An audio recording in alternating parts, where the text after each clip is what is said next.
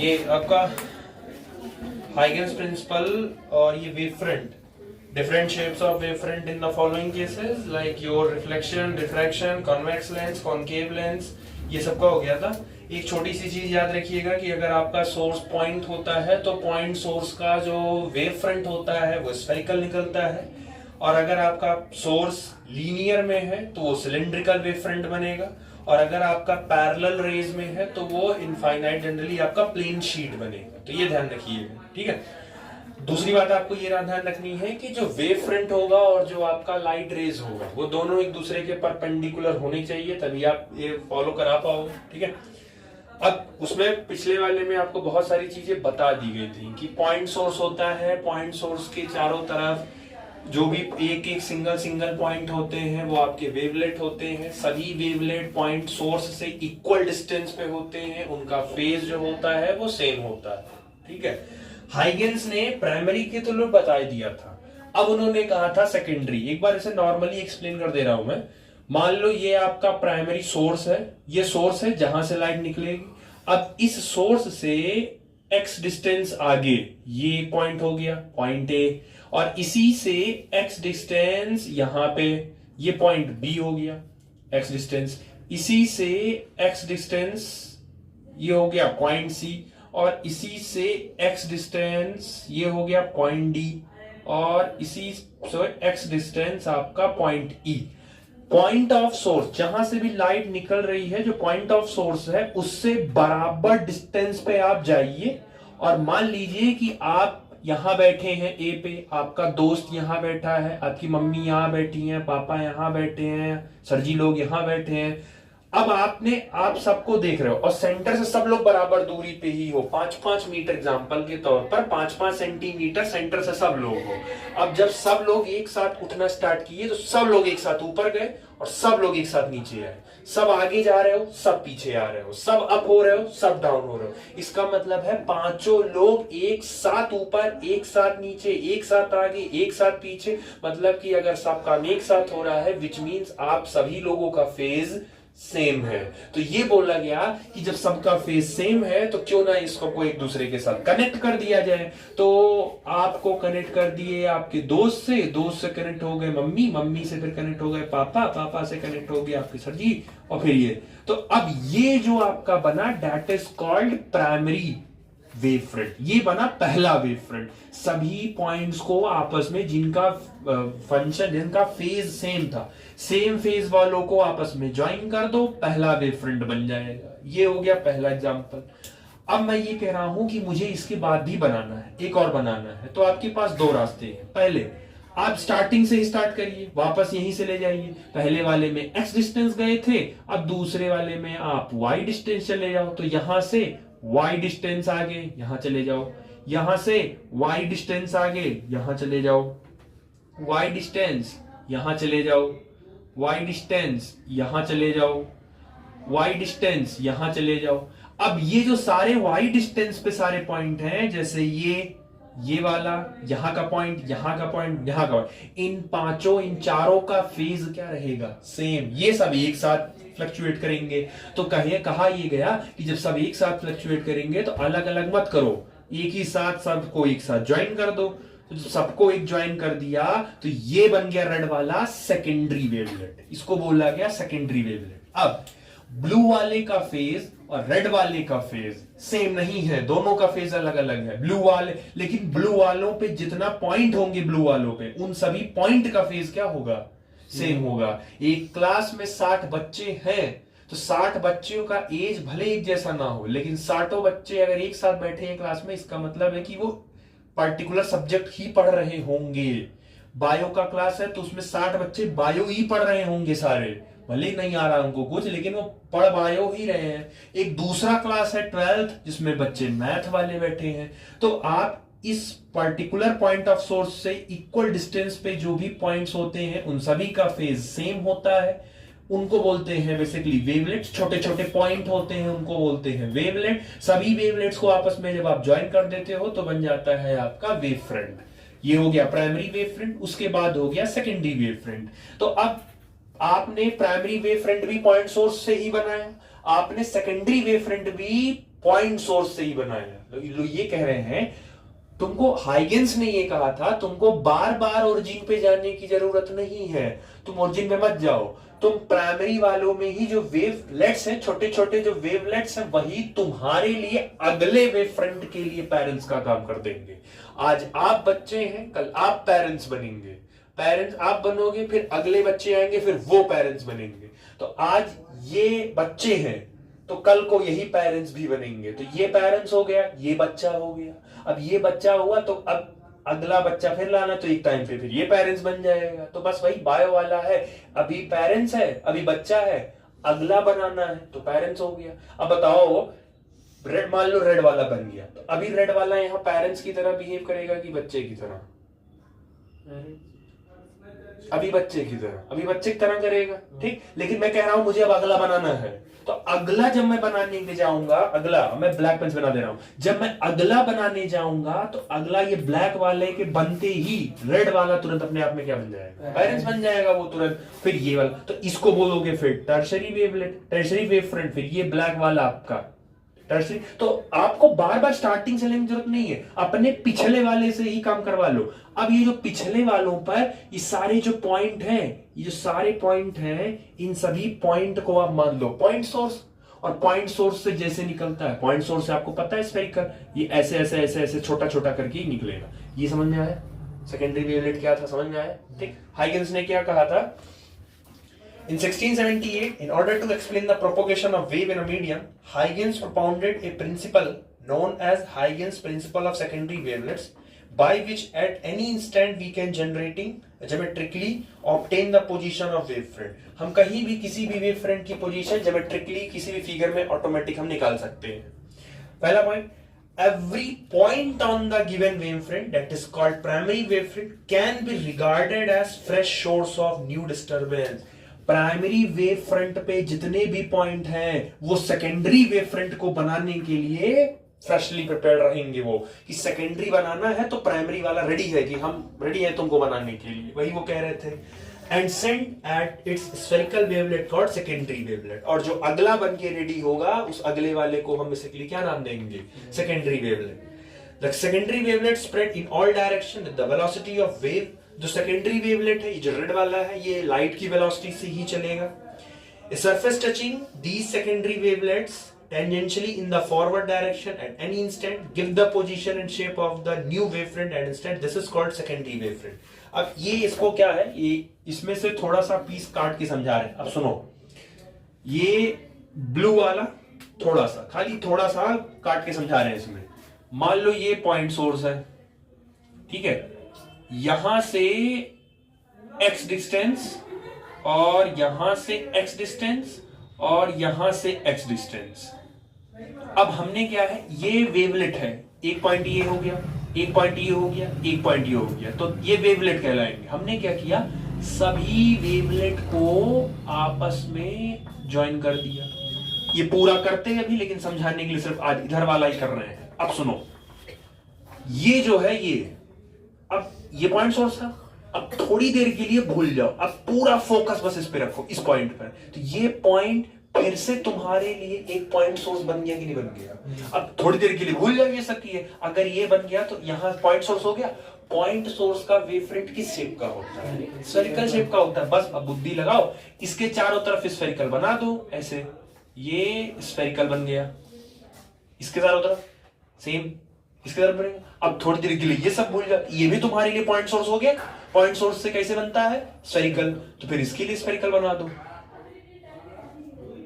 Same इस वाले को चेक करो, इसके लिए बना दो, बन गया। प्राइमरी वेव फ्रंट का एक एक पॉइंट सेकेंडरी वेव फ्रंट को बनाने के लिए रिस्पॉन्सिबल। फ्रेशली प्रिपेयर्ड काम कर गया कि नहीं कर गया? अब कुछ नहीं करना है, ये जो सबके लाइन से टेंजेंट है, इन सबको आपस में ड्रॉ कर दो, क्योंकि थोड़ा छोटा बन गया, सबको आपस में मिला के ड्रॉ कर दो। ये बड़ा बना थोड़ा,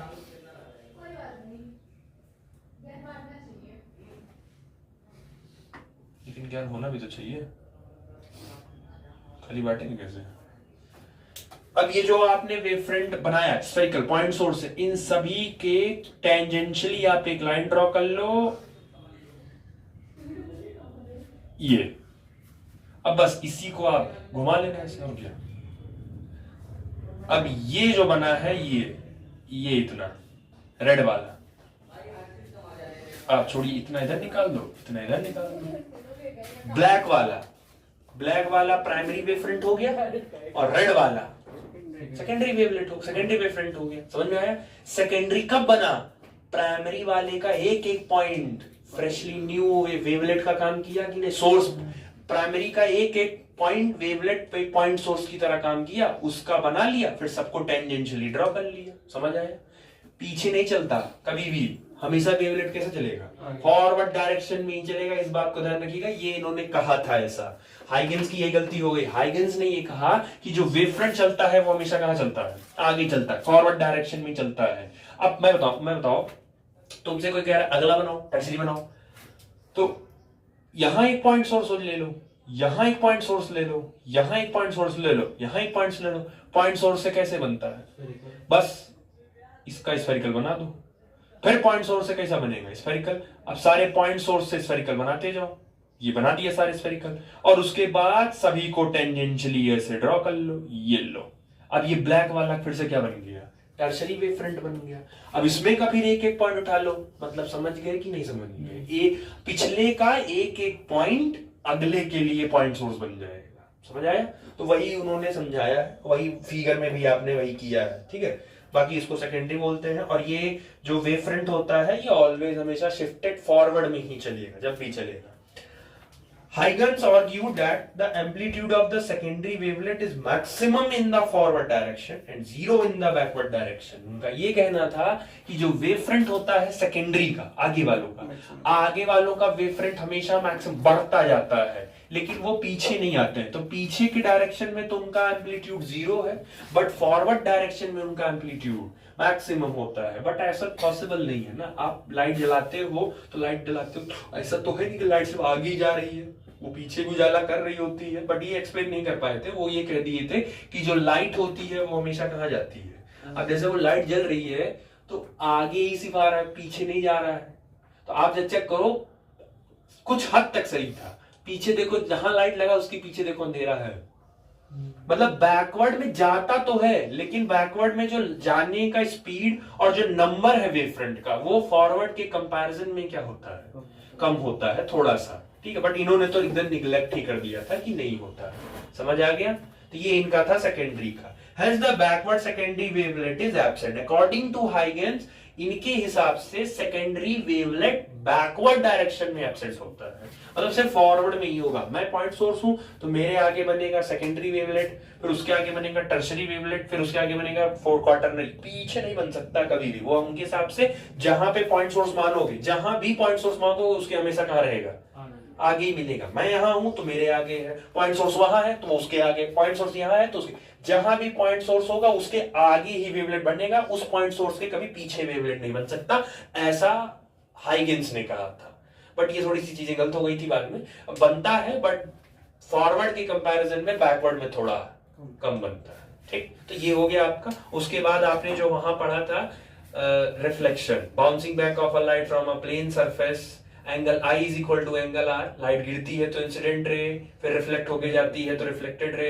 नॉर्मल से जो एंगल होता है उसको एंगल ऑफ इंसिडेंस, और नॉर्मल से जो रिफ्लेक्टेड होता है एंगल ऑफ रिफ्लेक्शन। तो वो जो आपने वहां किया है angle I is equal to angle R, वो यहाँ वो प्रूफ करेगा भी, वेव ऑप्टिक्स आपको अभी प्रूफ करवाएगा। एंड देन आफ्टर जो आपने वहां स्नेल्स लॉ पढ़ा था, sine I upon sine R is equal to constant, इसको भी अभी ये टॉपिक हाइगेंस का थ्योरी प्रूफ कर देगा, ठीक।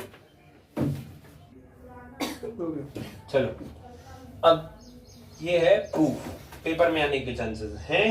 अब या तो आपसे वो रिफ्लेक्शन प्रूफ करवाएंगे या तो वो आपसे रिफ्रैक्शन प्रूफ करवाएंगे। दोनों में से कोई एक आपसे कहेंगे पेपर में कि आप प्रूफ करिए लॉज ऑफ रिफ्लेक्शन को यूजिंग हाइगेंस प्रिंसिपल।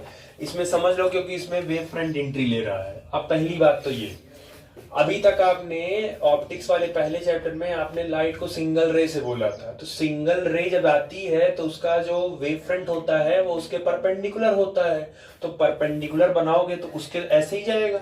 लेकिन वेव फ्रंट पूरा आता है, एक सिंगल लाइन रे नहीं आती है। वेव फ्रंट जो पैरेलल होती है, पैरेलल का वेव फ्रंट कैसे होता है, प्लेन शीट में होता है, पीछे बनाए हो पैरेलल लाइंस का, तो जो लाइट आएगी, जो भी इस मिरर पे गिरेगी लाइट, वो तो पैरेलल ही आएगी। तो पैरेलल आएगी तो उसका वेव फ्रंट कैसा होगा, प्लेन होगा ना, प्लेन शीट की जैसा। अब समझना, ये वेव फ्रंट है, ये वेव फ्रंट है, ये जो आ रही है, ये एक साथ देखो आ रही है। अब इसको ध्यान से समझना, वेव फ्रंट है, ये आ रही है, आ रही है, आ रही है, और ये वाला तो पहले टकरा गया, लेकिन ये वाला अभी जब ये टकराया है तो ये अभी रुका है यहीं पे, ये तो घूम जाएगा, लेकिन ये अभी नहीं घूम पाएगा, ये अभी भी ऐसे सीधा चलेगा चलेगा चलेगा चलेगा, और जब ये चलेगा तब तक ये इसको क्रॉस कर जाएगा, और उसके बाद जब ये इधर यहां पहुंचेगा तब ये टकराएगा, और टकराने के बाद तब ये ऐसे करके ऐसे जाएगा। मतलब ये, इसको इमेजिन करो, ये ऐसे है, ऐसे, मतलब जब तक ये ऐसे है तब तक ये इधर है। मतलब यहां जब ये पहुंच गया तो ये भी पहुंच गया, ये भी पहुंच गया, ये तो पलट के घूम गया, बट ये अभी घूमा नहीं, अभी इसको इतना और कवर करना है। तो जितनी देर में वो यहां से यहां जाएगा उतनी देर में वो वाला यहां से यहां आएगा। समझेंगे नहीं समझेंगे? समझ गए? अब यहां से यहां तक जाने में कितना डिस्टेंस कवर किया, तो यहां से यहां जाने में टाइम लगेगा, कुछ स्पीड लगेगी, तो speed is equal to distance upon time. तो स्पीड मतलब velocity is equal to distance upon time, तो डिस्टेंस निकालोगे तो वेलोसिटी इनटू, यानी कि यहां से तुमको यहां से यहां जाने में distance v into T cover कर रहे हो। तो जितनी देर में तुम यहां से यहां जा रहे हो उतनी देर में तुम्हारे पापा यहां से यहां आ रहे हैं, तो तुम और तुम्हारे पापा दोनों जो डिस्टेंस कवर कर रहे हो वो क्या कर रहे हो, सेम ही कर रहे हो। समझ आया? ये थोड़ा सा इसका इमेजिनेशन कर लेना, ये आ रहा है, ये टकरा गया, तो ये तो घूम गया, बट ये अभी नहीं घूम, क्योंकि अभी टकराया नहीं है, तो ये जब तक ये इधर आएगा तब तक ये इधर जाएगा, और जब ये टकरा जाएगा ये यहां रुक जाएगा, उसके बाद फिर दोनों आपस में साथ ही जाएंगे। समझ आ गया? ठीक, एज इट इज नॉ। अच्छा, हमने क्या कर दिया था कि इसको सेपरेट डिवाइड, यहां तक के पॉइंट, यहां तक के पॉइंट, यहां तक के पॉइंट के सभी वेलोसिटी क्या रहेगी सबकी, क्योंकि इसके बाद फिर थोड़ा, क्योंकि इसके बाद अभी भी ये उसी फ्लो में जा रहा है, लेकिन ये टकरा गया ना, और शायद आपको याद होगा टकराने के बाद इंटेंसिटी मॉलिक्यूल की कम हो जाती है, तो ये टकराने के बाद यहां की जो मॉलिक्यूल की इंटेंसिटी वो डाउन रहेगी, लेकिन इतने वालों की अभी भी हाई रहेगी, क्योंकि ये भी टकराए नहीं है, तो इनकी तो ज्यादा ही रहेगी अभी। ठीक, दूसरा पार्टीशन कर दिया ताकि इधर और इधर वालों में थोड़ा सा डिफरेंस क्लियर है। नॉर्मल से जो एंगल है उसको बोलते हैं आई, एंगल ऑफ इंसिडेंस। अब एक चीज ध्यान देना, थोड़ी देर के लिए ये वाला भूल जाओ, थोड़ी देर के लिए सिर्फ ये देखो, ये जो है ये रेड वाला। अब जरा रेड वाला देखो और ब्लू वाला देखो, रेड वाला और ब्लू वाला, दोनों के बीच में एंगल कितना है? 90 दिख गया? 90 में उतना पता है आई, तो बताओ इतना कितना होगा? 90 माइनस आई, तो ये वाला जो एंगल हो गया वो हो गया 90 माइनस आई। यही सेम काम, अब आओ इधर जरा, ये देखो ब्लू वाला, हाँ ये ब्लू वाला हो गया, और ये देखो परपेंडिकुलर ये है, दोनों के बीच में देखो एंगल कितना है? 90। 90 में देखो आर पता है, तो पड़ोसी वाला एंगल कितना हो गया? ये वाला एंगल कितना हो गया? ये भी हो गया 90 माइनस आर, ये हो गया 90 माइनस आर। समझ आ गया? एंगल ये रखो, क्योंकि एंगल ही पूछा जाएगा। समझ आ गया? अब एक चीज और ध्यान से, ये है नॉर्मल, ये नॉर्मल है, नॉर्मल से ये एंगल कितना है?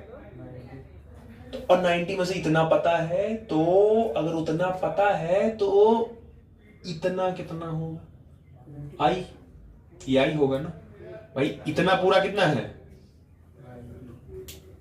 ये नॉर्मल है, तो नॉर्मल से ये पूरा एंगल कितना है? और 90 में से इतना तो पता ही है ना 90 में, तो 90 में से 90 माइनस आई पता है, तो बचा हुआ एंगल आई हो जाएगा कि नहीं हो जाएगा? अब तुम देखो ये इतना एंगल कितना है?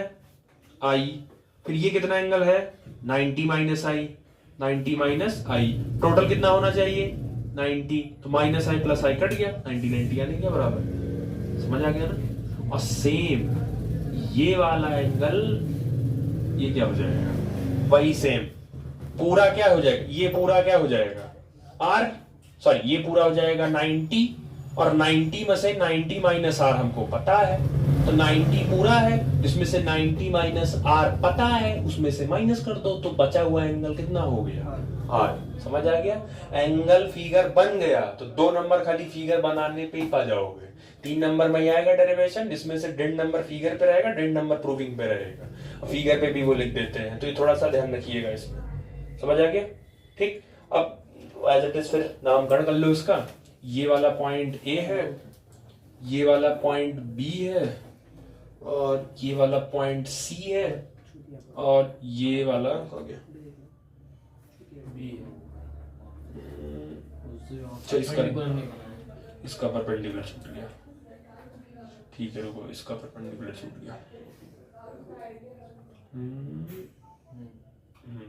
इसका परपेंडिकुलर, ठीक है, ये पूरा हो जाएगा, तो ये हो जाएगा 90 माइनस आर, ये हो जाएगा डी, ठीक, उसका छूट गया, ये ब्लू वाला, ये इतना हो गया। अब समझने के लिए ट्रायंगल हम बाहर निकाल दे रहे हैं, तो बी ए और एक निकला आपका सी। अच्छा बी सी ये रहा, इसकी वैल्यू कितनी है v इंटू टी, और ए की जो वैल्यू है वो आपकी है एंगल आई, ठीक। ऐसे ही जरा आप दूसरे के लिए निकालो, तो बन जाएगा A D C, A D C सी, और इसमें चेक करो एडी, एडी की वैल्यू वीटी है ये, और सी की वैल्यू आर है। अब ध्यान से देखना, ए बी सी, एक ट्रायंगल ये निकाला ए बी सी, और एक ट्रायंगल निकाला ए डी सी, एक ये निकाला, P C is equal to A D, दोनों ट्रायंगल हैं, तो बी सी ईडी के बराबर होगा, क्योंकि इक्वल है, मैथ कांग्रेस प्रूफ करना है, तो दोनों का एक साइड क्या है वीटी वीटी सेम है, एसी इसमें भी है, एसी इसमें भी है, कॉमन हो गया। और जरा बी चेक करो, बी ये बी इस पे गिरा है तो एंगल कितना है, और डी भी गिरा है इस पे तो कितना है, तो एंगल बी और एंगल डी ये कितना है एक दूसरे के, तो आरएचएस से ये दोनों ट्रायंगल एक दूसरे के बराबर हो गए, और अगर ये आरएचएस से बराबर हो गए तो सेम साइड जब ट्रायंगल आरएचएस से कॉन्ग्रुएंट हो गए, बराबर हो गए, तो इनके जो अपोजिट एंगल्स होते हैं वो भी क्या होंगे, सेम साइड के अपोजिट एंगल्स क्या होते हैं, इक्वल होते हैं मैथमेटिक्स में। तो एंगल आई जो होगा वो एंगल आर के बराबर होगा। ये मैथमेटिक्स में पढ़ाया जाता था कि जो भी साइड्स इक्वल होती हैं उनके अपोजिट एंगल भी क्या होते हैं, बराबर होते हैं, ठीक। तो ये प्रूफ कर दिया गया, ठीक हो गया। चलो नेक्स्ट है आपका लॉज ऑफ रिफ्रैक्शन को प्रूफ करना है। अच्छा पहली चीजें क्या है, सिंपल लैंग्वेजेस में समझा दे रहे हैं इसको, थोड़ा कॉम्प्लिकेट है। एज इट इज आपके दो मीडियम होंगे, यहाँ ये बाउंड्री हो गई सेपरेशन की, यहाँ पे जो लाइट है वो रेयर है, उसमें जो लाइट की स्पीड है वो v1 है, नीचे वाला आपका जो मीडियम है वो डेंसर है, उसमें लाइट की स्पीड v2 है। ऑब्वियस है लाइट की स्पीड रेयर में ज्यादा होगी, which is v1 greater than v2 होगा, ठीक है। सेम आपका वही इंसिडेंट वेव फ्रंट आपका गिर रहा है यहाँ पे, ठीक है, और इसका जो वेव फ्रंट होगा वो उसके परपेंडिकुलर प्लेन में रहेगा। अब इसको थोड़ा सा ध्यान से समझना, क्योंकि उसमें तो ठीक था, इसमें ध्यान से समझना ये है कि आ तो रहे हैं ये साथ में ही, ये तो साथ में ही आएंगे। अब देखना साथ में आए अब ये टकरा गया, यहां ये टकरा गया, जब ये टकराया तो अब क्योंकि यहाँ पे एज इट इज फिर आप नॉर्मल ड्रॉ करोगे, नॉर्मल के बाद फिर ये क्योंकि रेयर से डेंसर जा रहा है तो टुवर्ड्स नॉर्मल जाएगा। थोड़ी देर के लिए इसको भूल जाओ कि यहाँ कोई है, जो जनरल पढ़ के आए हो, नो टुवर्ड्स नॉर्मल, तो यहां से हमने टुवर्ड्स नॉर्मल फेंक दिया, चलो ठीक है। अब समझो ये v1 स्पीड से आ रहा था, दोनों v1 स्पीड से आ रहे हैं ये। अच्छा जितनी देर ये यहां से यहां बढ़ेगा उतनी देर में वो यहां से यहां बढ़ेगा। तो अगर तुम यहां हो, ध्यान से सुनना, तुम इस पे टकरा चुके हो और हम अभी टकराए नहीं हैं, तो हम नहीं टकराए हैं तो हम तो अभी इतना जो मेरा डिस्टेंस है वो v1 इंटू टी से ही कवर करेंगे। Speed is equal to distance upon time, distance is equal to speed into time. Speed है v1, टाइम हो गया, तो यहां से यहां तक जो डिस्टेंस है वो मेरी है v1 इंटू टी। तो हम तो अभी रेयर में ही कवर कर रहे हैं, लेकिन तुम तो किसमें इंटर कर चुके हो, तुम तो जब तक मैं ये यहां से यहां तक की दूरी कवर करूंगा उतनी देर में तुम यहां से यहां आओगे। कितना डिस्टेंस तुम कवर कर लोगे, v2 इंटू टी, क्योंकि दूसरे मीडियम की वेलोसिटी कितनी v2। अब समझो, हम दोनों कॉन्फ्रेंस पे दोनों लोग हैं, मैं चल रहा हूं, तुम भी चल रहे हो, आते आते आते आते आते आते मैं जब यहां पहुंचा तब तुम यहां पहुंचे, तो हमने क्या कर दिया, फिर से एक परपेंडिकुलर दोनों लोग को मिला दिया। समझ में आया? यहीं बिछड़े थे, तुम अंदर चले गए थे लेकिन हम सीधे चले गए थे, तो हम कहे अभी थोड़ी दूर के बाद तो मिलेंगे ही, तो आते आते आते आते जब हम यहां पहुंचे तब तुम यहां पहुंचे, तो जैसे पहुंचे हमने फिर से वहां एक क्या ड्रॉ कर दिया, परपेंडिकुलर। अब एक दूसरा तरीका लोग सिखाते हैं, यहां पे हम हैं, यहां पे कंपास रखो, यहां से एक आर्क ड्रॉ कर दो लेंथ का, ज्योमेट्री 10th वाली याद है, और उतना ही डिस्टेंस लेके आओ, यहां पे आर्क कर दो, दोनों बराबर खिंचाएगा। ऐसे भी कर सकते हो, जैसे यहां पे अपनी ज्योमेट्री रखो, कंपास रखो, और कंपास रख के यहां पे एक आर्क ड्रॉ करो, ये आर्क ड्रॉ कर दिया। अब ये डिस्टेंस चेंज नहीं होनी चाहिए, उतना ही लेकर आओ, यहां रखो और यहां कट कर दो, तो जो उसके बाद दोनों आर्क को आपस में क्या कर दो, मिला दो, काम हो जाएगा। जो 10th क्लास में आर्क वाला करते थे, यहां रख के ऐसे ड्रॉ करते थे, फिर यहां रख के फिर ऐसे ड्रॉ करते थे, फिर इसको ऐसे ज्वाइन करके मिला देते थे, वही सेम काम है। आप वैसे भी कर सकते हो, या आप चाहो तो जैसे बताए हैं वैसे कर लो। दोनों फिगर बनाना है, फिगर रट्टा मान लो, तुमको समझाना मानी है किसी को। अब जो कहानी अंदर की समझ लो, एज इट इज, ये नॉर्मल से एंगल हो गया I, फिर नॉर्मल से ये एंगल हो गया क्या R, वही सेम ये पूरा एंगल कितना है 90, तो 90 में I पता है, तो ये बन गया तुम्हारा 90 माइनस I। अब उसके बाद फिर ये ब्लैक वाले से पूरा कितना हो गया 90, तो 90 में से इतना पता है 90 माइनस है, तो ये बचा हुआ एंगल फिर कितना हुआ I हो गया। समझ आ गया? ठीक। अब चलो नीचे आओ, ये R है, अच्छा ये पूरा एंगल कितना होगा 90, और 90 में से R पता है, तो ये इतना एंगल कितना है 90 माइनस R। दूसरा यहाँ का जो पॉइंट है, ये वाला पॉइंट, ये पॉइंट परपेंडिकुलर है ना वेव फ्रंट के, तो ये एंगल कितना हो गया, तो ये 90 है, ये 90 माइनस R है, तो तीसरा साइड क्या हो गया R हो गया। बस इतना बन गया फिगर। अब खाली ट्रायंगल उठाओ दोनों, तो अच्छा नाम कर लो अब जरा, कहाँ क्या था, ये C था, ये D था, और ये B, ये A है, ये B है। ठीक, चलो ट्रायंगल उठा लो ABC, ABC ऊपर वाला ट्रायंगल उठाओ। ऊपर वाले ट्रायंगल में साइन निकालो। साइन क्या होता है, लाल लंब बटे कर्ण, परपेंडिकुलर अपॉन, तो परपेंडिकुलर थीटा के सामने वाला परपेंडिकुलर अपॉन बेस, तो AC V1T अपॉन एस। फिर नीचे वाला ट्रायंगल पकड़ लो, एक ACD, इसमें से साइन R निकाल लो। फिर परपेंडिकुलर तुम्हारा हो गया, हाँ परपेंडिकुलर तुम्हारा V2T, ये डिस्टेंस कवर किए हो, और डिवाइडेड बाय बेस हो गया। अब उसके बाद कुछ नहीं, sine I by sine R divide कर दो, साइन I की वैल्यू ये हो गई, साइन R की वैल्यू ये हो गई। अगले स्टेप में इसको रेसिप्रोकल कर दिया, AC से AC कट गया, T से T कट गया, तो sine I by sine R is equal to V1 upon V2। और इसका रिलेशन रे ऑप्टिक्स में पढ़ाए थे रिफ्रैक्टिव इंडेक्स से, अगर याद हो। डेंसर मीट जिसका रिफ्रैक्टिव इंडेक्स ज्यादा होता है उसमें लाइट ऑफ स्पीड कम हो जाती है, तो मेक श्योर है अगर V1 ऊपर है तो इन्वर्सरी का रिलेशन होता है रिफ्रैक्टिव इंडेक्स के साथ, तो अगर इसका V1 ऊपर है तो इसका मतलब है रिफ्रैक्टिव का दूसरा मीडियम ऊपर रहेगा, तो V1 upon V2 is equal to होता है N2 अपॉन N1, ये पिछले वाले पढ़ा है।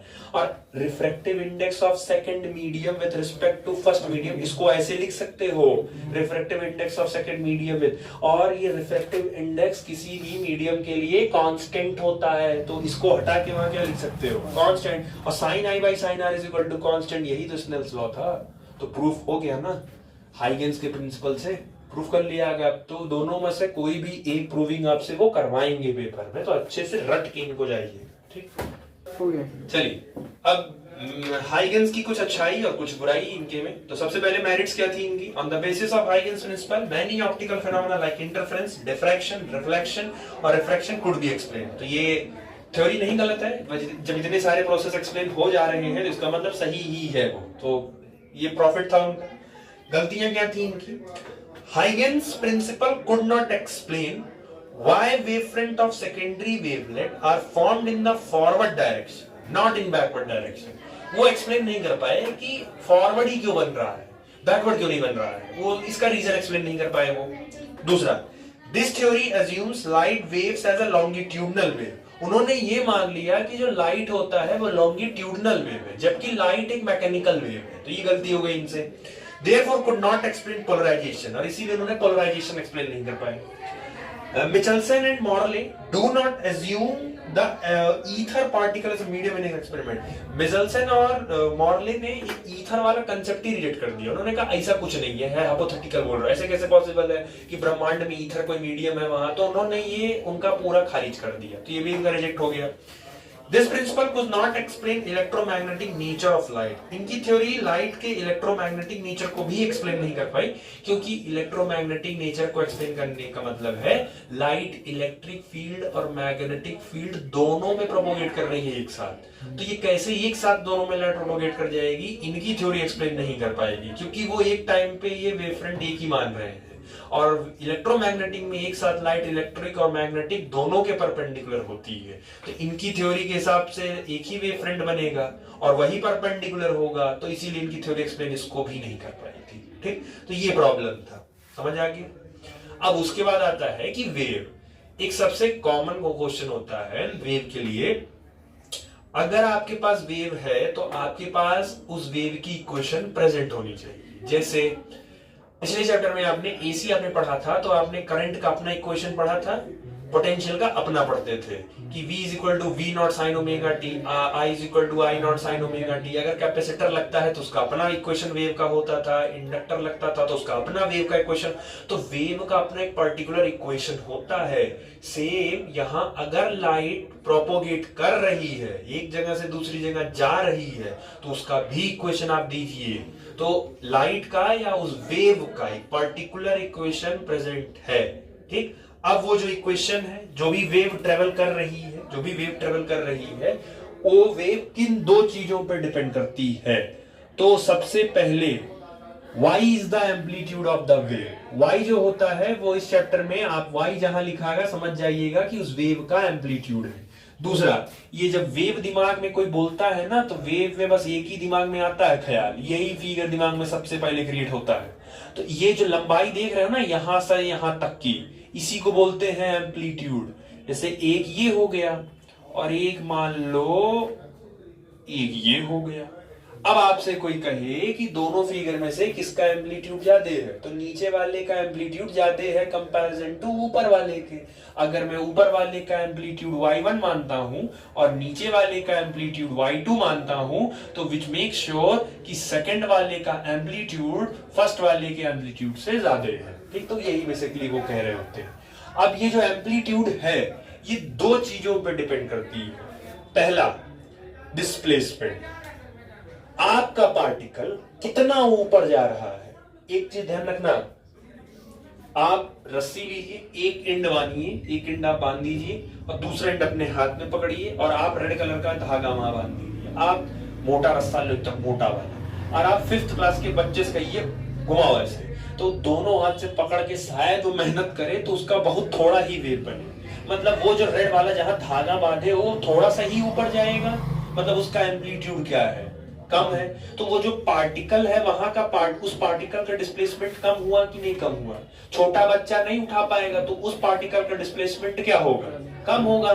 हम कह रहे हैं अब आप जाओ करो, तो जब आप पकड़ोगे तो आप झटके उड़ाओगे तो वही पार्टिकल ऊपर जो देर तक ऊपर चला जाएगा कि नहीं, उसी पार्टिकल का डिस्प्लेसमेंट ज्यादा हो जाएगा कि नहीं ज्यादा होगा। मतलब कि एम्पलीट्यूड ऊपर नीचे कितना होना है वो उस पार्टिकल के डिस्प्लेसमेंट पे, ये कितना ऊपर जाएगा ये चीज कितनी ऊपर जाएगी, ये डिस्प्लेसमेंट उस पार्टिकल पर डिपेंड करती है। जितना पार्टिकल ऊपर जाएगा उतना एम्पलीट्यूड होगा, और जितना पार्टिकल नीचे से घूम जाएगा उतना एम्पलीट्यूड उसका कम हो जाएगा। मतलब एम्पलीट्यूड, इसको पढ़ते कैसे हैं, amplitude is the function of displacement of particle, इसको ऐसे पढ़ते हैं, ठीक है। ये इज इक्वल टू एफ का मतलब होता है फंक्शन, मतलब ये उस पर डिपेंड कर रहा है। Amplitude is the function of displacement of particle, ये तो एक पे डिपेंड कर गया।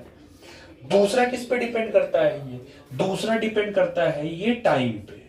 Amplitude is the function of time, कितनी देर तक वो पार्टिकल ऊपर है। आपने किया, पार्टिकल इतनी देर तक है ऊपर और तब नीचे आ रहा है, तो पार्टिकल जितनी देर तक ऊपर रहेगा उसका एम्पलीट्यूड भी उतना ज्यादा रहेगा। अब जल्दी चलाया तो जल्दी से ऊपर जाके जल्दी चलाया तो उसका टाइम कम है, तो एम्पलीट्यूड भी तो जल्दी से कम हो जाएगा। तो जो पार्टिकल जितनी देर तक ऊपर रहेगा और देर में नीचे आएगा, तो जितना टाइम टेक इन्वॉल्व होगा उसका एम्पलीट्यूड भी उतना ज्यादा रहेगा। और जल्दी से गया वापस चला है तो टाइम ही नहीं दे रहे हो तो उसका एम्पलीट्यूड जल्दी कम हो जाएगा। तो जो किसी भी वेव का, लाइट का जो एम्पलीट्यूड होता है वो दो चीजों पर डिपेंड करता है, y is the function of x and y is the function of time. इसका मतलब है जो इक्वेशन बनेगी वो x और t उसमें इंक्लूडेड रहेगा। अगर आपको AC याद हो तो AC में आपने बोला था v is equal to v naught sine omega t, वहां भी t टाइम का फंक्शन था, वो टाइम पे डिपेंड करता था, ओमेगा t में जो आता था, ठीक है। तो अब आपको बेसिकली वेव की अपनी एक इक्वेशन होती है जो क्लास 11th में वेव चैप्टर था आपका एक, ठीक है। तो वहां से डायरेक्ट ड्राइव कर चुका है, वहां ड्राइव करा दे चुका है, डायरेक्ट करा दिया चुका है। किसी भी वेव का जो इक्वेशन होता है वो आपका होता है ए साइन ओमेगा टी प्लस के एक्स। ये ऑलरेडी आप चिंता मत करिए कहां से आया है, ये ऑलरेडी क्लास 11th में किसी भी वेव की जनरल इक्वेशन पहले से ड्राइव करा दी चुकी होती है। 11th में इसको ड्राइव करा दिया चुका होता है पहले से ही, तो ये ऑलरेडी अंडरस्टूड है। अब वो कंडीशन के हिसाब से खाली इसको आप रीशफल करोगे, इसी के अंदर चेंजेस करोगे, जनरल इक्वेशन यही है। कोई भी वेव जब चलती है तो उसका इक्वेशन यही बनता है, ए साइन ओमेगा टी प्लस के एक्स। अब साइन के साथ जो लगा होता है उसी को बोलते हैं फेज। अब कंपेयर कर लो अपने पिछले वाले ज्ञान से, v is equal to V naught sine omega T और I is equal to I naught sine omega T. तो साइन के साथ जो लगा होता है उसी को बोलते थे फेज। तो याद करो जब खाली रजिस्टर लगा होता था तो रजिस्टर में फेज डिफरेंस 0 आता था, क्योंकि करंट और पोटेंशियल दोनों का फेज सेम है। लेकिन जब कैपेसिटर लगाते थे तो 190 डिग्री आगे हो जाता था, तो प्लस पाई बाई 2 करते थे ना, वहां फेज का डिफरेंस आ जाता था। वही सेम कह रहा है, साइन के साथ जो भी लगा होता है, साइन के साथ जो भी लगा होता है उसको हम बोलते हैं फेज। समझ आया? ठीक, तो वो बेसिकली है जो भी लगा होगा, जिसमें से y हो गया आपका डिस्प्लेसमेंट ऑफ पार्टिकल, a हो गया आपका एम्पलीट्यूड ऑफ पार्टिकल, ओमेगा हो गया आपका angular frequency, omega is equal to angular frequency जिसकी वैल्यू 2 पाई f होती है, और f इज इक्वल टू अगर याद हो तो frequency is equal to 1 upon t होता है। तो omega is equal to 2 pi by t भी लिख सकते हो, करवा चुका हूं, वही करवा चुका हूं उसको। k आपका होता है वेव नंबर जिसकी वैल्यू होती है 2 पाई बाई लैम्डा, याद रखिए डाटा है ये। और वेव स्पीड एक अलग से भी मिलेगा, उसमें इंक्लूडेड नहीं है बट अलग से मिलेगा। v होता है वेव स्पीड जिसकी वैल्यू होती है ओमेगा अपॉन k। ठीक, तो ये याद रखिएगा, रिलेशन है wave speed is equal to omega upon k, और या तो v is equal to F lambda, ये तो वही है, nu is equal to C upon lambda वाला ही है। यहां से देख लो, ये वाला अगर भूल जाए। एफ का मतलब क्या होता है, फ्रीक्वेंसी, और फ्रीक्वेंसी को शायद याद होगा न्यू से भी तो करते थे, तो न्यू, और ये हो गया आपका लेम्डा, और ये v का मतलब हो गया स्पीड ऑफ लाइट। याद करो, nu is equal to C by lambda, की बहुत बार की हुई है, nu is equal to C by lambda.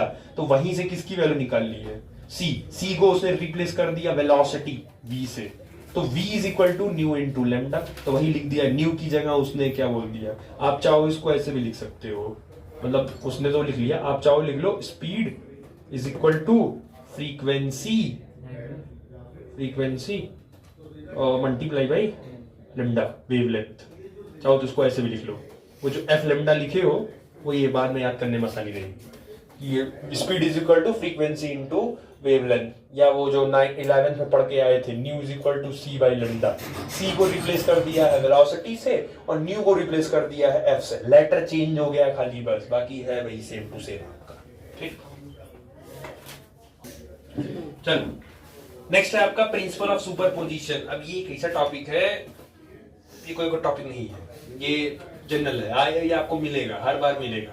Principal of superposition बस ये कहा था कि किसी भी एक पॉइंट पर जब एक से ज्यादा वेक्टर अगर प्रेजेंट होते हैं तो उनका हम वेक्टर सम ऑफ एडिशन कर देते हैं। किसी भी एक पॉइंट पर अगर एक ही पॉइंट पर एक से ज्यादा वेक्टर अगर मिल रहे हो तो उनको हम ऐड कर देते हैं। इसी को बोलते थे प्रिंसिपल लॉ ऑफ सुपरपोजिशन। ठीक है, जनरली बोला जाता है, इसी को बोला जाता है।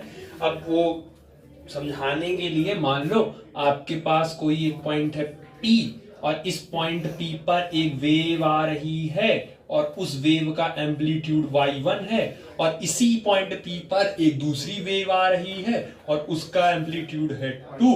तो क्या है कि अब इसी पॉइंट पे क्योंकि दो वेव आई हैं तो दोनों वेव के एम्पलीट्यूड्स को आप जोड़ दो y1 प्लस y2, तो इस पॉइंट पर जो टोटल होगा उसी को नाम दिया गया था प्रिंसिपल ऑफ सुपरपोजिशन। तो किसी भी एक स्पेसिफिक पॉइंट पर अगर सभी वेव को उनके डायरेक्शन के हिसाब से आप ऐड एंड सब्ट्रैक्ट कर देते हो या जोड़ देते हो तो वो जो एक प्रोसेस मैकेनिज्म कहलाता है उसी को बोलते हैं प्रिंसिपल ऑफ सुपरपोजिशन, वेक्टर के अकॉर्डिंग। समझ आया?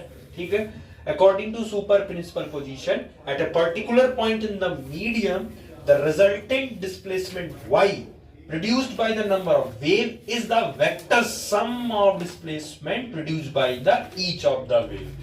तो ये एक वेव कितना एम्पलीट्यूड कितना डिस्प्लेसमेंट दे रही है, इनके इंडिविजुअल एम्पलीट्यूड को जब आप जोड़ दोगे तो पूरा कंप्लीट वेव का डिस्प्लेसमेंट आपको मिल जाएगा। समझ आया? तो किसी भी एक पर्टिकुलर पर पहले पॉइंट फिक्स करना पड़ेगा, आप ऐसे हवा में नहीं जोड़ सकते। आप पॉइंट फिक्स कीजिए, उस पॉइंट को ध्यान से देखिए, उस पॉइंट पर जितने गिर रहे हैं सबको जोड़ दो। मैं पॉइंट हूं, मुझसे इधर भी आ रहा है, इधर भी आ रहा है, इधर भी आ रहा है, इधर सब आ रहे हैं, तो मुझसे सब जोड़ दो। जैसे ये एक बॉडी है और इस बॉडी पर इस बॉडी का मास m है, इस बॉडी फोर्स इधर से भी लग रहा है F1, इधर भी लग रहा है F2, इधर भी लग रहा है इस बॉडी पर F3, इधर भी लग रहा है F4। तो कुछ नहीं करना है, सभी इस बॉडी पर लगे वाले सभी फोर्सेस का आप क्या कर दीजिए, वेक्टर सम कर दीजिए। वेक्टर सम कर दो, बस अपोजिट डायरेक्शन वाले एक दूसरे को क्या कर देंगे, कैंसिल कर देंगे, और सेम सेम डायरेक्शन वाले एक दूसरे को ऐड कर देंगे। वेक्टर सम कर दो, उस बॉडी पर लगने वाला टोटल फोर्स निकल जाएगा। जैसे मैं एक पॉइंट हूं, मुझे इधर मम्मी खींच रही है और इधर पापा खींच रहे हैं, तो मेरे पे टोटल फोर्स F1 इधर लग रहा है, F2 इधर लग रहा है, लेकिन दोनों फोर्स वेक्टर, अब मेरे ऊपर जो टोटल फोर्स लगेगा उसका वेक्टर सम कर दो।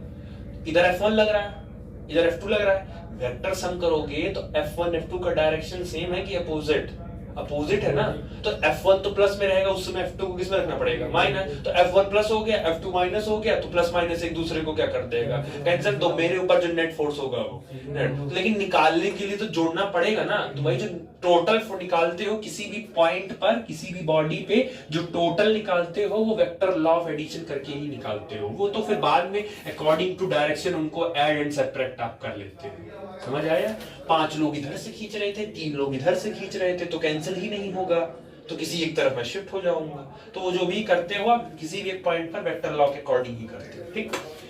Each wave travel as if it is in present alone. कोई भी वेव जनरली ट्रेवल कभी करती है जब वो अपने आप को अलोन रखती है, मतलब एक टाइम पर उस पॉइंट पर एक ही वेव ट्रेवल करेगी, मतलब एक वेव कर जाएगी, उसके गुजरने के बाद ही दूसरा वेव गुजरता है वहां पे। ठीक, तो ये ध्यान रखिए। ठीक, चलिए नेक्स्ट टॉपिक है आपका इंटरफेरेंस। इंपॉर्टेंट है क्योंकि वेव एक्चुअल अभी तक तो जो पढ़ रहे थे वो कुछ सब पिछला ही था। एक्चुअल वेव के लिए ये आपका इंपॉर्टेंट पहला टॉपिक। इंटरफेरेंस होता क्या है? इंटरफेरेंस का नाम से ही क्लियर है, इंटरफेरेंस का मतलब है दखलंदाजी देना। हम दखलंदाजी दे रहे हैं दूसरे के मैटर में, इंटरफेयर हम कर रहे हैं। तो अगर आप कोई भी एक पॉइंट आप डिसाइड कर लेते हैं कि आपकी, मान लीजिए आपके पास एक पॉइंट P है, अब इस पॉइंट पर वेव आ रही है, लाइट वेव आ रही है, तो मान लो इस पॉइंट पर ये एक वेव आई, ठीक है, ये हो गई, मान लो इस वेव का एम्पलीट्यूड हो गया y1, और इसी पॉइंट पर एक दूसरी वेव आई, ये आ गई दूसरी वेव y2।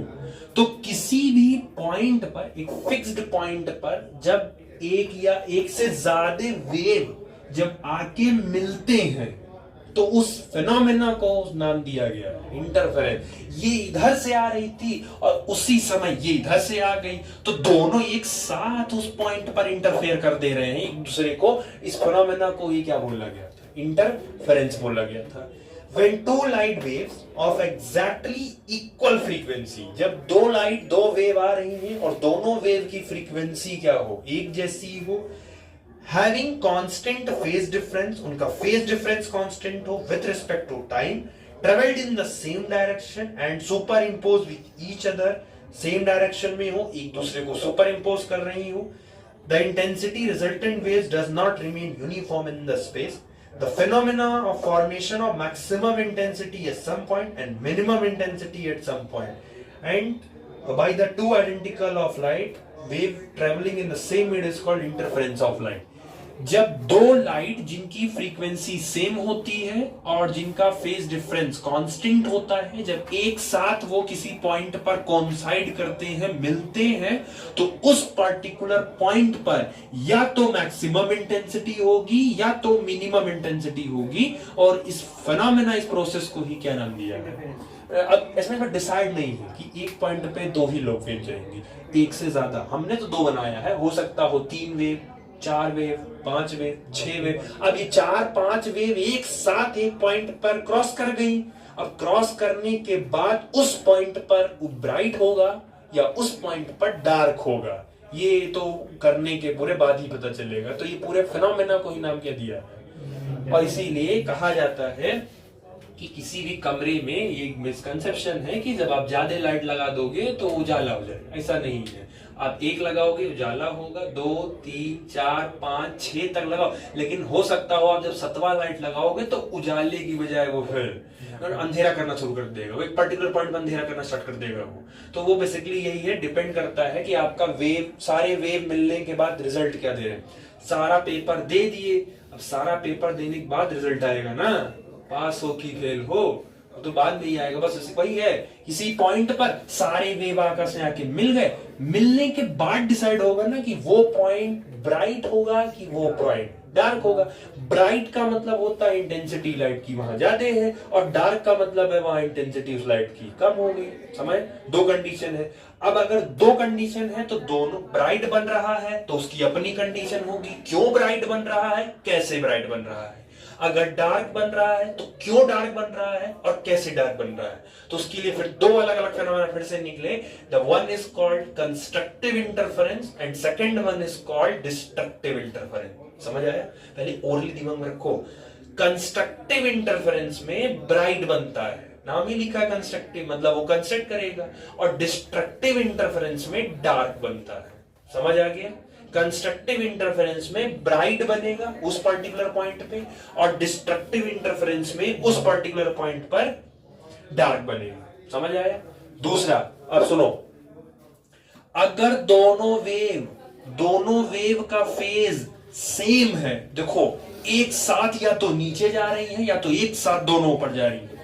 इमेजिन करो ये पॉइंट है बीच में, इमेजिन करो ये पॉइंट है और इधर से वेव आ रही है। अगर दोनों वेव एक साथ नीचे गई, एक साथ, इसका मतलब दोनों का फेज क्या है? सेम। और या तो दोनों वेव उस पॉइंट पे एक साथ ऊपर गई तो भी उसका फेज क्या कहलाएगा? तो अगर किसी पॉइंट पर दोनों वेव का फेज सेम है तो वहां बनेगा ब्राइट, और वो होगा कंस्ट्रक्टिव इंटरफेरेंस। और अगर उसी पॉइंट पर एक वेव ऊपर जा रही है और दूसरी वेव नीचे आ रही है तो दोनों अपोजिट हो गई ना, तो एक बढ़ाना चाहेगी दूसरा घटाना चाहेगी, तो ओवरऑल उस पर्टिकुलर पॉइंट पे क्या हो जाएगा? डार्क हो जाएगा। ठीक?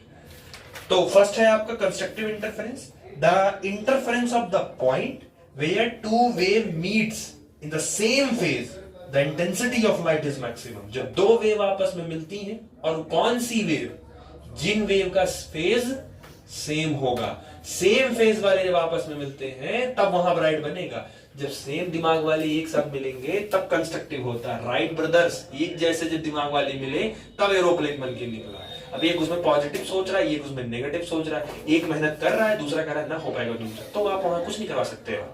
म्यूचुअल अंडरस्टैंडिंग इसको कहते हैं, जब आप दोनों तरफ से रखोगे तभी वो होगा। तो जैसे एग्जांपल ले लो राइट ब्रदर्स का, दोनों भाई थे तो दोनों ने बुद्धि लगाई, एरोप्लेन हो गया। तो किसी भी पॉइंट पे जब दोनों वेव का फेज सेम रहेगा तो कंस्ट्रक्टिव इंटरफेरेंस वहां ब्राइट बनेगा, और अगर किसी पॉइंट पर फेज सेम नहीं है, आगे पीछे फेज, तो वहां डिस्ट्रक्टिव इंटरफेरेंस होगा और वहां डार्क बनेगा। समझ आया? तो ये तुमसे बेसिकली ये ध्यान रखना है। डेफिनेशन अगर पूछना होगा तो पूछेंगे, बाकी ये पूछ लेंगे कि कहां ज्यादा बन रहा है और कहां कम बन रहा है। ठीक। उसके बाद during interference of light redistribution of energy takes place but total energy remain conserved। जब इंटरफेरेंस होता है तो एनर्जी को रीडिस्ट्रीब्यूट किया जाता है, लेकिन टोटल एनर्जी अभी भी कंजर्व ही रहती है। जैसे 5 जूल लेके ये आए और 6 जूल लेके ये आए, 5 जूल ये 6 जूल ये, टोटल कितना हुआ? 6 5 11 जूल हो गया। इंटरफेरेंस दोनों ने सेम फेज में कर लिया, तो जब सेम फेज में इंटरफेरेंस कर लिया और सेम इंटरफेरेंस करने के बाद जब ये निकलेंगे तो दोनों में बराबर बराबर बढ़ जाएगा। 6.5 का बच 5.5 का बांट देगा दोनों में। ओवरऑल अभी भी 11 जूल ही रहेगा, बस वो इक्वली रिडिस्ट्रीब्यूट कर दिया जाता है। वही सेम याद करो अगर जिनको याद है, मॉलिक्यूलर जो इलेक्ट्रॉन होते थे वो ऑर्बिटल में होते थे, जिनको याद होगा 11th में ऑर्बिटल इलेक्ट्रॉन में होते थे, तो बॉन्डिंग करने से पहले ऑर्बिटल्स की ओवरलैपिंग कराई जाती थी ताकि सभी के एनर्जीज सेम हो जाए। एक s 2p तो sp2 बनता था, एक s 3p। तो क्यों कर हाइब्रिडाइजेशन क्यों पढ़ाया गया था? सभी ऑर्बिटल्स की एनर्जी को सेम करने के लिए। सेम वही कह रहा है, इंटरफेरेंस के बाद सभी वेव की जो एनर्जी होती है वो रीडिस्ट्रीब्यूट करके एक जैसी कर दी जाती है, तभी तो हर एक पॉइंट पे। अब यहां तुमको इतनी देर से तुमको इस पॉइंट पे तुमको उजाला ही दिख रहा है, हमेशा इसको उजाला ही दिख रहा है। ऐसा नहीं है कि उजाला है फिर अचानक से डार्क हो गया, फिर उजाला हो गया, फिर डार्क हो, तुमको कॉन्टिन्यूअसली इस पॉइंट पे उजाला दिख रहा है क्योंकि यहां पर एनर्जी रिडिस्ट्रीब्यूट करके एक जैसी कर दी गई। समझ आया? तो ये ध्यान रखना। ठीक, चल नेक्स्ट है आपका expression for resulting intensity in the interference of two wave. अब देखो क्या कह रहे हैं, आपके पास एक पॉइंट P है, ठीक है, उस पॉइंट P पे दो वेव आकर इंटरफेयर कर रही हैं। अब अगर मान लो दोनों वेव का फेज सेम है तो कंस्ट्रक्टिव होगा, ब्राइट बन जाएगा। अगर दोनों वेव का फेज डिफरेंट है तो डिस्ट्रक्टिव हो जाएगा, डार्क बन जाएगा। बनने के बाद जो वेव बन के निकली, वो जो निकली है उसका भी तो रिजल्टेंट चाहिए हमें, रिजल्टेंट हमें निकालना है। जैसे याद करो वेक्टर ए अलग होता था, वेक्टर बी अलग होता था, तो जब उसको ज्वाइन करते थे तो उसका रिजल्टेंट निकालते थे ना। वैसे ही दोनों वेव को इंटरफेयर तो करा दिए, इंटरफेरेंस कराने के बाद उनका रिजल्टेंट आपको निकालना है। तो रिजल्टेंट निकालने के लिए एक्सप्रेशन है ये। अब उसके लिए हमें कम से कम दो सोर्स मानने पड़ेंगे, क्योंकि दो वेव चाहिए, तो वेव का मतलब है लाइट चाहिए, तो दो लाइट के लिए दो सोर्स भी मानना पड़ेगा। तो एक सोर्स मान लिया S1 और एक सोर्स मान लिया S2, और ये हो गया हमारा पॉइंट P। अब समझो सोर्स 1 से वेव निकली और ट्रेवल करते हुए पहुंची, और वो जो वेव ट्रेवल करते हुए पहुंची उसने x1 डिस्टेंस ट्रेवल किया। सेम S2 सेकेंड सोर्स से वेव फिर निकली और सेकेंड सोर्स से निकली और फिर ये यहां पहुंची। सेकेंड सोर्स का जो वेव है वो x2 डिस्टेंस ट्रेवल किया। आपको साफ साफ दिख रहा है सेकेंड वेव ने थोड़ा सा ज्यादा डिस्टेंस कवर किया है कंपैरिजन टू फर्स्ट। तो हम ये शुरू से ही मान के चल रहे हैं कि सेकेंड वाला थोड़ा सा ज्यादा। अगर दोनों वेव देखो, अगर मैं ये मान लेता कि दोनों ने सेम डिस्टेंस ट्रेवल किया है, तो अगर मान लो पेपर में डिफरेंट कहा जाता तो प्रॉब्लम हो जाती। आप क्या है ना, डिफरेंट के लिए ड्राइव कर लो, सेम आएगा तो बाद में वैल्यू इक्वल करके रख देना। तो कम से कम एक जनरल तो होना चाहिए। तो इसमें क्या है, सेकेंड वेव की दूरी जो उसने ट्रेवल किया है वो फर्स्ट वेव के डिस्टेंस से क्या है, ज्यादा है। ठीक है, मेरे लिए मंगला सर के लिए स्कूल नजदीक है तो उनका मंगला सर हो गया S1, तो उनका हो गया स्कूल जाने तक का रास्ता X1, और मेरा हो गया, मैं सेकंड सोर्स हो गया, मेरा घर S2 हो गया, और मुझे आने के लिए X2 का, तो मेरा डिस्टेंस ज्यादा पड़ रहा है मंगला सर की डिस्टेंस। समझ आ गया? पहला पॉइंट समझ में आ गया। अच्छा, उस समय जो टाइम था, जब निकल रहा था, तो टाइम आपका ये 0 ही था।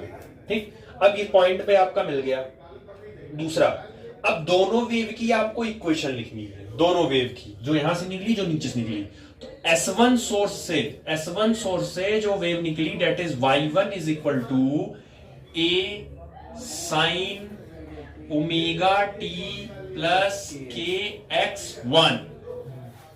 ये हो गई पहले वाली की। अब जरा दूसरे वाली की देखो, S2 is equal to y2 is equal to, अच्छा एम्पलीट्यूड भी चेंज होगा, एम्पलीट्यूड दो अलग अलग है, A1 A2 जाएगा, तो ये हो जाएगा A2 sine omega t plus के x2।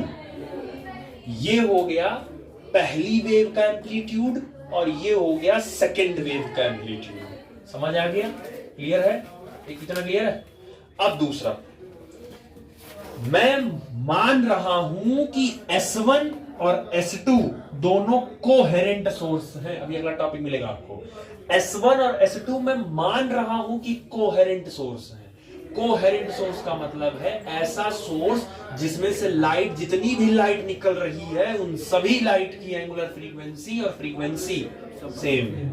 7 वाट का बल्ब यहां भी लगाए हैं और 7 वाट का बल्ब यहां भी लगाए हैं, तो 7 वाट के बल्ब से जो लाइट निकलेगी मंगला सर वाली, और 7 वाट के बल्ब से जो मेरी लाइट निकलेगी, उन दोनों लाइट की फ्रीक्वेंसी और वेवलेंथ सब सेम रहेगा, क्योंकि दोनों के दोनों 7 वाट के ही हैं, तो एनर्जी दोनों की क्या रहेगी? समझाने के 7 वाट समझाया हूं, तो अभी आगे मिलेगा। तो ये मान लिया जाता है कि S1 और S2 ये दोनों सोर्स कोहेरेंट सोर्स हैं। कोहेरेंट सोर्स का मतलब है एंगुलर फ्रीक्वेंसी उनकी क्या रहेगी? सेम। मतलब कि इस वेव की एंगुलर फ्रीक्वेंसी और इस वेव की एंगुलर फ्रीक्वेंसी क्या रहेगी? सेम। इसका मतलब है कि ओमेगा फॉर बोथ वेव ये क्या रहेगी? सेम, क्योंकि हमने S1 और S2 को कोहेरेंट सोर्स मान लिया है। समझ आ गया? ठीक, लिखे भी हो। ओमेगा सेम होगा क्योंकि कोहेरेंट सोर्स मान लिया है। क्यों माना है? माना भी क्यों है? क्यों माना है? टू गेट ब्राइट और गुड इंटरफेरेंस ऑन स्क्रीन। हम इसलिए माने हैं ताकि जो इंटरफेरेंस हो रहा है वो अच्छा हो। अब तुम खुद सोचो, सेम फेज वाले, सेम एंगुलर फ्रीक्वेंसी वाले जब मिलेंगे तो वहां पे ब्राइटनेस होने के चांसेस ज्यादा है, क्योंकि उन्हें मेहनत नहीं करनी है, उन्हें अपना फेज मिलाना नहीं है, उनका फेज ऑलरेडी क्या है? सेम ही रहेगा, तो मिलाने की जरूरत ही नहीं पड़ेगी। आएंगे, मिलेंगे, ब्राइट करके चले जाएंगे। लेकिन जिनका फेज आगे पीछे होगा तो पहले वो अपना फेज क्या करेंगे? मिलाएंगे। इतना टाइम नहीं होता है कि वो मिला पाएंगे, उतने में वो निकल जाएंगे क्रॉस करके, तो मिला नहीं पाते हैं, इसीलिए वहां पर्टिकुलर एरिया क्या बन जाता है? डार्क हो जाता है। अब समझ आया? क्लियर है? तो कोहेरेंट सोर्स हम इसलिए मानते हैं क्योंकि उस पॉइंट पर हमें क्या चाहिए होता है? ब्राइट। इसीलिए कमरे में जब लाइट लगाओ, 1 वाट के बल्ब लगाओ कोई जगह, वो एक चला है ट्रेंड, दीवार के अंदर लाइट लगवा लेते हैं लोग, 1 वाट का होना चाहिए। अब अगर कमरे में 3 बल्ब लगाए हो तो तीनों बल्ब तब 14 वाट का लगवाओ, तभी इंटरफेरेंस ग्रुप मिलेगा, ब्राइट वाला मिलेगा। नहीं तो एक 14 लगा लियो, एक 7 लगा लियो, एक 12 लगा लियो, अच्छा उजाला नहीं मिलेगा। या घर पे करके चेक कर लेना, अगर पैसा होगा तो होल्डर अगर होगा एक से ज्यादा तो करके चेक कर लेना, एक ही कमरे में 3 बल्ब 2 बल्ब सेम वाट के लगाओ और फिर दोनों को अलग अलग लगाओ, तुम्हें कमरे में उजाला खुद दिख जाएगा कि सेम वालों का उजाला ज्यादा होगा और डिफरेंट कम ज्यादा वालों का उजाला भी कम कर देगा, क्योंकि सेम फेज रहेंगे तो पहले से फेज सेम रहता है, एडजस्ट करना ही नहीं होने, वो तुरंत क्रॉस करके निकल जाएंगे, ब्राइट बन जाएगा। लेकिन जब डिफरेंट फेज में रहेंगे तो डिफरेंट फेज में एक आगे चलेगा, एक पीछे चलेगा, तो आगे पीछे मैच नहीं कर पाएंगे वो, तो इसीलिए उस पर्टिकुलर पॉइंट पर इमेज कैसी हो जाती है? ब्राइट की जगह डार्क हो जाती है। ठीक, तो ब्राइट इमेज मिले इसीलिए हमने S1 और S2 को कोहेरेंट कर दिया है। ठीक, तो ओमेगा सेम हो गया, और अगर ओमेगा सेम है तो वेलोसिटी भी सेम ही होगी, क्योंकि दोनों वेव सेम मीडियम में ही तो ट्रेवल कर रही है, तो वेलोसिटी और ओमेगा ये दोनों सेम ही हो गए, और अगर ये दोनों सेम हो गए तो वेव नंबर के ऑलरेडी से ये सेम हो जाएगा तुरंत, क्योंकि पीछे फॉर्मूला आप लिखे हो v is equal to omega by K, पीछे लिखे हो फॉर्मूला, अभी थोड़ी देर पहले करवाया हूं, v is equal to omega by K, तो ओमेगा सेम है क्योंकि कोहेरेंट है, और सेम मीडियम में दोनों है, तो ओमेगा और v जब सेम हो गया तो ऑब्वियस है वेव स्पीड को फिर सेम होना ही पड़ेगा, तो k ऑलरेडी सेम हो जाएगा। समझ आ गया? ठीक, क्लियर हो गया? चलो अब सिंपल कुछ नहीं करना, प्रिंसिपल ऑफ सुपरपोजिशन के रूल के अकॉर्डिंग दोनों इसी पॉइंट पे दोनों वेव गिर रहे हैं, तो सुपरपोजिशन, हाँ तो क्या है कि ये बता दिया। अब क्या है, दोनों का ना फेज चेक करो, थोड़ा सा डिस्टेंस में डिफरेंस आ रहा है, ये x1 कर रहा है, ये x2 कर रहा है, तो दोनों वेव का फेज में डिफरेंस आएगा। यहां चलते वक्त इनका फेज और इनका फेज, इनका अपना एक फेज था, इनका अपना एक फेज था, तो हम ये मान के चले हैं कि यहां फेज दोनों में डिफरेंस है, हम मान के चले हैं कि दोनों के फेज में क्या है, डिफरेंस है, तो इसीलिए तो x1 है, क्योंकि देखो इनका फेज देखो ओमेगा टी के x1 है और इनका फेज देखो ओमेगा टी के x2 है, विच मींस हम पहले से ही मान के चले हैं कि फेज का डिफरेंस है। तो अगर फेज का डिफरेंस है तो फेज का डिफरेंस कितना है, तो साइन के साथ जो होता है उसी को हम सेपरेट कर देते हैं, तो पहले फाइनल में से इनिशियल को सेपरेट कर दो, तो फाइनल सेकंड वाले का हो जाएगा ओमेगा टी प्लस के x2 minus omega T plus K x1, phase difference निकाल लिया, तो ये हो जाएगा ओमेगा टी प्लस के x2 माइनस साइन को लोगे, ये हो जाएगा omega T plus minus minus के x1, ओमेगा टी कट गया, आपके पास बचा के x2 माइनस के x1, के कॉमन हो गया तो के बाहर आ गया, अंदर बच गया x2 माइनस x1, ये बचा आपके पास phase difference. x2 minus x1 को लिख सकते हो डेल्टा x, तो ये हो जाएगा डेल्टा x, और इस डेल्टा x को बोलते हैं पाथ डिफरेंस, क्योंकि यही तो पाथ में डिफरेंस आया है, ये पहले चला गया, ये थोड़ा टाइम ले लिया, तो पाथ में डिफरेंस आया। अगर दोनों सेम फेज में होते तो x2 x1 की वैल्यू क्या होती, सेम, तो सेम होती तो x2 माइनस x2 0, 0 इंटू के 0, तो फेज डिफरेंस 0, तो ये तो कहां जाता ही, फिर फेज डिफरेंस 0 जाता, समझ आया ना? तो जनरल के लिए ड्राइव कर लियो, जितना फेज डिफरेंस रहेगा यहां रखना, फेज डिफरेंस पता चल जाएगा। समझ आ गया? ठीक, हाँ अच्छा, पीछे k की वैल्यू, अभी थोड़ी देर पहले k की वैल्यू पीछे किए हो तो 2 पाई बाई लैम्डा k की वैल्यू रख दो इनटू डेल्टा x, अभी काम पड़ेगा, ये आगे बहुत काम पड़ेगा ये, ठीक। चलिए, ये तो हो गया आपका रिजल्टेंट एम्पलीट्यूड, फेज डिफरेंस हो गया, वो तो आपने डिफरेंस निकाला, आपने पीछे वाला निकाला है, अभी आपको पूरा इक्वेशन चाहिए नेट। अच्छा, दूसरी बात, आपका एम्पलीट्यूड भी डिफर कर रहा है, एक का एम्पलीट्यूड a1 है, एक का एम्पलीट्यूड a2 है, विच मींस एक का हो सकता हो ज्यादा वो उसके पार्टिकल डिस्प्लेस कर रहे हो और दूसरे वाले का थोड़ा पार्टिकल कम डिस्प्लेस कर रहा हो, तो इसीलिए उनके एम्पलीट्यूड में डिफरेंस है। अब अगर इनका नेट एम्पलीट्यूड निकालना हो, इनका नेट एम्पलीट्यूड, तो एम्पलीट्यूड अगर नेट निकालना हो तो नेट एम्पलीट्यूड निकालने के लिए resultant amplitude square is equal to E1 square plus E2 square plus 2E1 E2 cos phi, याद होगा यही होता था बेसिकली आपका, ठीक है। R square is equal to A square plus B square plus 2ab cos theta, दो vector का रिजल्टेंट ऐसे निकलता था, तो a1 एक वेक्टर हो गया, पहला एम्पलीट्यूड, a2 दूसरा एम्पलीट्यूड, इन दोनों का रिजल्टेंट निकालना है, तो रिजल्टेंट वाले फॉर्मूले से निकाल दिया, स्क्वायर बनकर यहां से हटा दो तो सामने वाले पे अंडर रूट चढ़ जाएगा, ये निकल जाएगा उसका रिजल्टेंट एम्पलीट्यूड। अच्छा, एम्पलीट्यूड पता चल गया, फेज डिफरेंस पता चल गया, तो दो चीजें तो पता ही चल गई, तो अब फाइनल इक्वेशन लिखना आराम हो जाएगा, आसान हो जाएगा। तो अगर आपसे कोई पूछता है फाइनल रिजल्टेंट वाई आर, ये y1 था, ये y2 था, resultant amplitude, resultant displacement a1 a2, इनकी जगह resultant amplitude A R sine, अच्छा ओमेगा टी प्लस के बाद क्या आएगा, डेल्टा एक्स, ठीक है, डिफरेंस लेना है ना, डेल्टा एक्स। अब x1 इसलिए क्यों, किताबों में x1 किसी एक पर्टिकुलर कोर्स ले जाता है, क्योंकि एक टाइम पे आप एक वेव के बारे में ही बात कर रहे होते हो, तो वो किसी एक को कर लेते हैं, और प्लस दोनों वेव, विच मींस हो सकता हो, हम मान के चलते हैं ना कि दोनों वेव का अगर मान लो फेज सेम नहीं है, तो फेज सेम नहीं है तो एक वेव आगे चलेगा या तो एक वेव पीछे चलेगा, तो हम मान ले रहे हैं कि मान लो आगे चल रहा है तो कितने डिग्री से आगे चल रहा है, फाई से वो आगे चल रहा है, वही पुराना वाला I naught sine omega T plus pi by 2, 90 degree आगे चल रहा है, 90 डिग्री। इतना तो याद होगा, एसी में न्यूमेरिकल करवाए थे, इतना तो आप जनरल लिखते थे, उसके बाद वो अलग से निकालते थे कितना डिग्री वो आगे जा रहा है, कितना डिग्री वो पीछे जा रहा है। तो हमने पहले रिजल्टेंट फेज डिफरेंस निकाल लिया, हमने एम्पलीट्यूड का रिजल्टेंट निकाल लिया, और उसके बाद फाइनल उस वेव का इक्वेशन लिख दिया। समझ आ गया? ठीक, तो ये बेसिकली है। बाकी डायरेक्शन निकालना हो तो इतना कोई है नहीं, a2 sin theta upon a1 plus a2 cos theta. Direction अगर निकालना हो तो tan थीटा या tan phi is equal to a1 नहीं a2 sin theta upon a1 plus a2 cos theta, a1 plus a2 cos theta. ये भी vector वाला ही concept है आपका, ठीक है। ये आपका हो गया। अब वही है कंडीशन, फिर नीचे आपने लिखा है if omega is not same for wave then K will be also. आपने तो इसमें बोला था ना कि ओमेगा सेम है, मतलब आपने कोहेरेंट सोर्स माना था।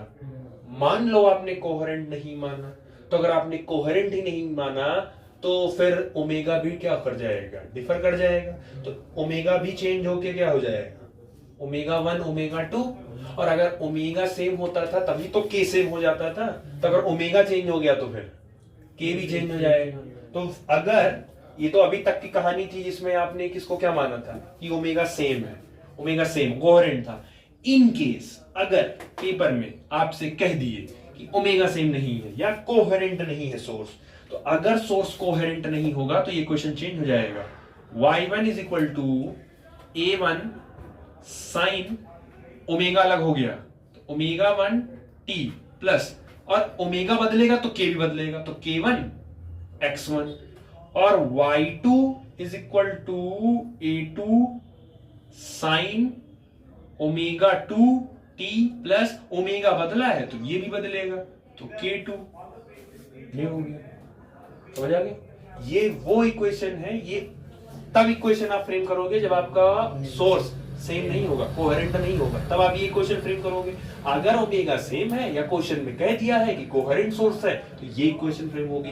तो इसका क्वेश्चन पढ़ते समय ये ध्यान से पढ़ लीजिएगा कि क्वेश्चन में उसने कहीं लिखा है कि angular frequency same, omega same, कि दो बोथ सोर्सेज आर कोहेरेंट। अगर ये लिखा होगा तीनों में से तो फिर ये इक्वेशन फ्रेम होगी, तब खाली x1 x2 ही डिफर जाएगा। और वो भी चेक कर लेना पाथ डिफरेंस, क्या पता सेम ही हो तो वो भी हट ही जाएगा फिर वहां से। ये ओमेगा सेम के कंडीशन में इक्वेशन फ्रेम होगा, और ये ओमेगा डिफरेंट होगा तब उसके लिए होगा। तो आप चाहो तो कहीं दोनों को एक साथ लिख लो ऐसे, मतलब आपके ऊपर है। ये दोनों इक्वेशन तब है जब आपका ओमेगा सेम है या आपने इसको कोहेरेंट, स्पेलिंग थोड़ी गलत हो गई, इस आपने कोहेरेंट सोर्स माना है। और ये दोनों इक्वेशन तब है जब आपका ओमेगा सेम नहीं है, ओमेगा नॉट इक्वल, ओमेगा आपका डिफरेंट है। अगर ओमेगा डिफरेंट है तो उस समय इक्वेशन ये फ्रेम होगी, और अगर सेम है तो इक्वेशन ये फ्रेम होगी। ठीक, उतारो।